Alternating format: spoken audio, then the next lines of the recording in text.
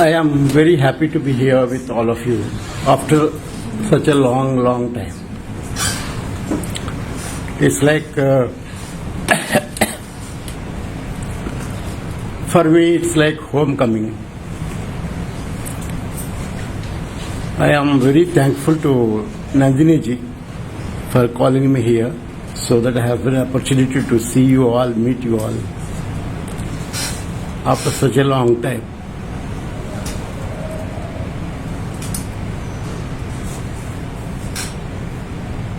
Generally, there is one thing that is circulating.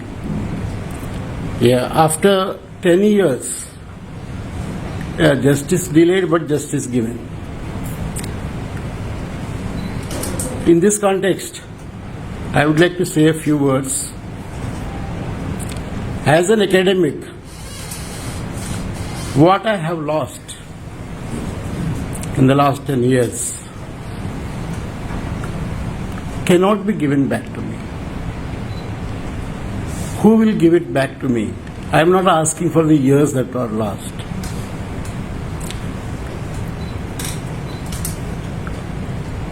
When the Maharashtra police raided on our university residence and took away certain electronic devices, and what was there in the electronic devices? First of all, 20 years of my research work.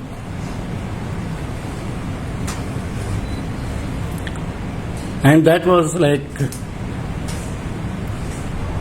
various archival materials. I went to different archives and collected them on literature, the medieval periods, certain interesting texts and conversations, which was very important for me. And what else was there? My research papers, books I was about to publish, and books publishers were in conversation with me to finalize, and some books which were being edited by the publishers. And if you see my students' assignments, term papers, and my students who submitted me in their pen drives their research papers, some people came and gave me for reading the papers and giving them comments on them. All of them are lost. Some people may ask, you can get them back from the court. Yes, we did. My lawyer Surendra Gadling, now in jail for the last more than 5 years. Before that I was convicted in the case, he applied for the copies. We got 2 copies of 2 drives, hard disks, one for my lawyer, one for me. We came back and tried to open. We got only mutilated material, nothing was there. And we went back to the court and asked, you have given us the mutilated material which you are not opening, which you open, there are scrap in that. The court said that it was sent to the forensic report, for a forensic report. They subjected the material to various tests and we can't help. Whatever is there, you take. This is all lost. Not only that, it's very, not only the serious academic material. Vasanta used to collect our family photographs of all the events. For 25-30 years of all the photographs were lost. And my daughter used to collect various films from all over the world she was interested in. All was lost. And of course, certain MPhil dissertations which were given to me for a reading, they were also lost. Of course, they were there in the university, so nobody was affected by that. So this kind of, like all other writers, academic writers also, we feel jealously protect our work. And particularly the research work, we feel that it is part of our body and heart. So when you receive after years mutilated parts, how does one feel about it? Apart from that, I wanted to say only two more things. This is all lost. We can't get it even if we go to Supreme Court also. We tried with various experts, computer experts, software experts and all that. But it was deliberately mutilated. And they know that where this person will be hurt most.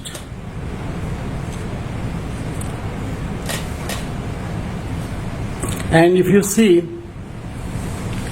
during the arguments in the Sessions Court and High Court twice, one of the arguments put forward by a very eminent senior public prosecutor was that in the videos and also in my writings, I use two terms. In academic writings, in popular writings which were published by the newspapers and magazines, and also in the serious academic research papers also. And he said those two terms are indicative that I was a terrorist. And if you see what are these two terms, I attended the second hearing on the appeal on the online. The High Court was kind enough to allow us to attend the court hearings. So the argument was that I used the term very frequently in a conference and also in my papers, Brahminism. He was talking about against Brahminism. So it's an indication that he is with the terrorists. If he was not a terrorist, he is at least was with the terrorists. I had no opportunity to give a reply to the senior advocate. However, from jail, I wrote a note and sent it to my senior lawyer. You please, on my behalf, you place it. What I meant about Brahminism. And the second term, that they found it very serious and also incriminating, was imperialism. And it was repeated several times in the arguments. So I had no opportunity. I gave kind of a note to my lawyer, sent it across from the Mulakat, saying that when I talk about Brahminism, I am not talking about individuals. I was talking about a system. And the context in which they showed the video from the hard disk supposedly seized from me was in a particular context. But of course they were also showing other papers also, research papers. The context was, I was in a conference and somebody asked me a question about JNU student Naveen Babu, who wrote his MPhil thesis on Varna to caste. The question I replied, the answer, in that answer, that was shown in the High Court also, that but my answer was shown, video was played. My answer was this.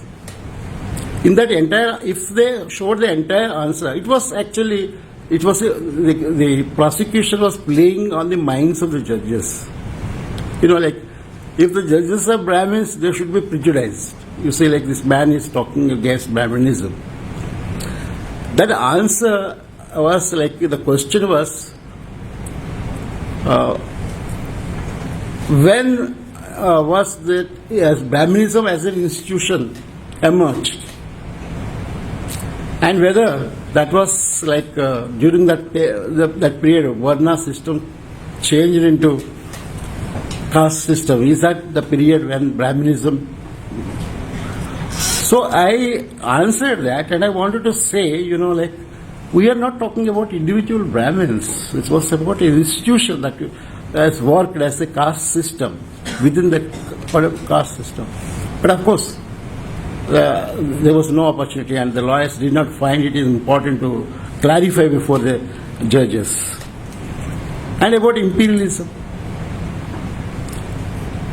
I said, you know, like, today it's become very fashionable among the academics to talk about imperialism, and this man who is saying imperialism all the time is actually, this is the only terrorists speak this, and terrorists among the academics also speak about this. This is the argument provided by a very, very well-known senior lawyer who acted as a public prosecutor.